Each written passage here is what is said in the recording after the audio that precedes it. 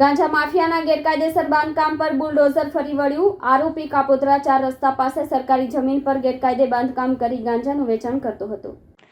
Police દ્વારા જેના ગેરકાયદેસર બાંધકામ પર બુલડોઝર ચલાવવામાં આવ્યું છે તે આરોપીનું નામ હિંમત શામજીભાઈ હડિયા છે। હિંમત હડિયા સામે કાપોદ્રા પોલીસ સ્ટેશનમાં એનડીપીએસ એક્ટ હેઠળ ગુનો નોંધાયો છે। આ માફિયાનું નેટવર્ક એટલું બેફામ હતું કે તે કાપોદ્રા 4 રસ્તા પાસે સરકારી જગ્યામાં ગેરકાયદેસર બાંધકામ ઊભું કરીને તેને ગાંજાના ગેરકાયદેસર વેચાણ માટેના અડ્ડા તરીકે ઉપયોગ કરતો હતો। તે બહારના માણસોને બોલાવીને આ ગેરકાયદેસર બાંધકામમાં ગાંજાનું વેચાણ કરાવતો હતો।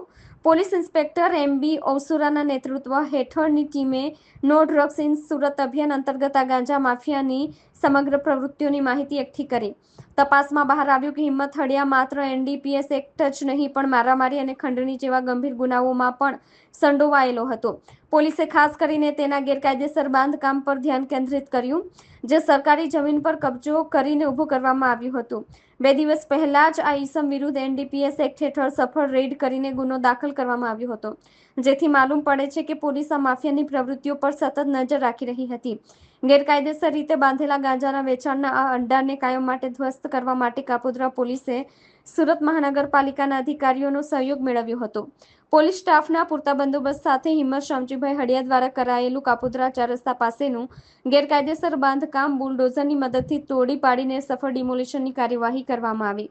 પોલીસ ટીમે આવા ગુનેગારોના રહેણાંક મકાનો, વીજ કનેક્શનો, બેંક ડિટેલ્સ અને જામીન ભંગની માહિતી એકત્રિત કરી હતી।